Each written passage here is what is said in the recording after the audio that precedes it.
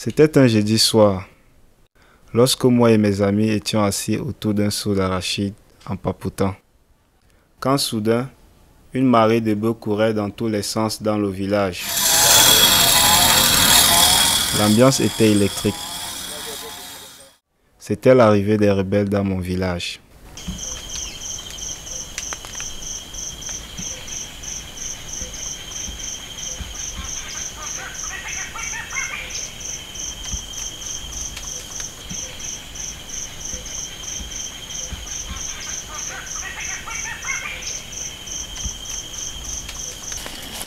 Sans le vouloir, j'étais devenu le porteur de leur bagage.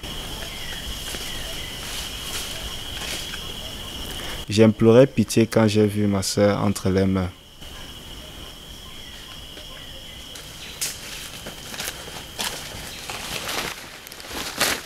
Trois de mes camarades n'ont pas pu supporter l'humiliation et ont été tués. Un autre mordu par un serpent.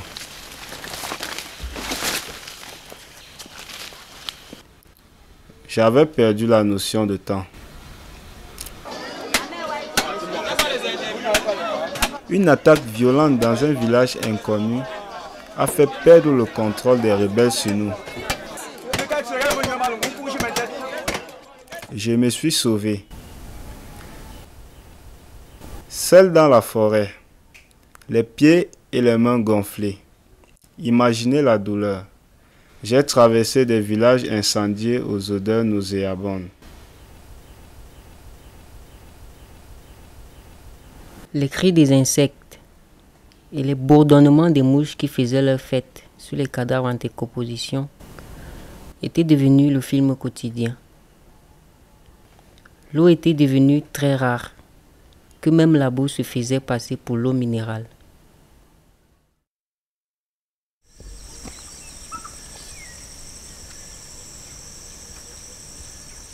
Sur le fleuve, dans une petite pirogue faite de bois usé et raccommodée par de vieilles tôles, qui supportait une charge de plusieurs familles et leurs bagages.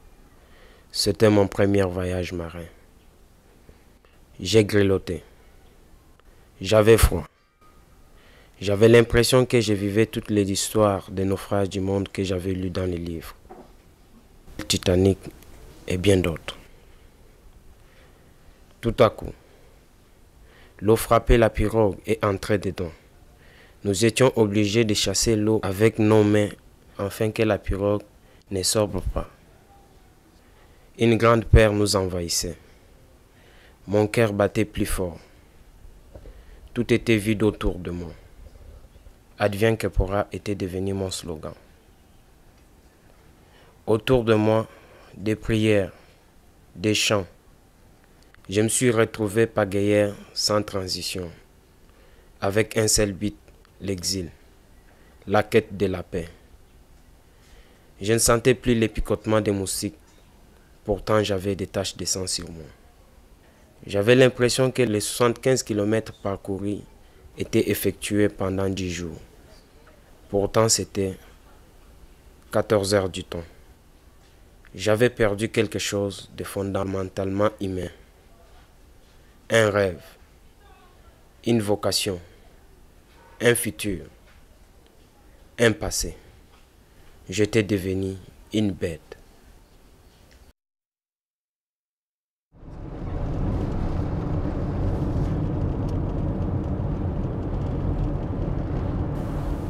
J'ai dû bazarder mes bagages pour supplier le convoyeur de m'admettre dans le car où j'ai fait 300 km debout. Un soudain accident sur notre passage.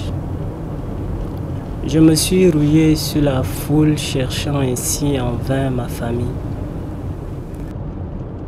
En voyant le paysage défiler les uns à la suite des autres, j'ai toujours le souvenir de cette dame qui m'a donné à manger, ce bout de pain qui a duré des jours dans mon ventre.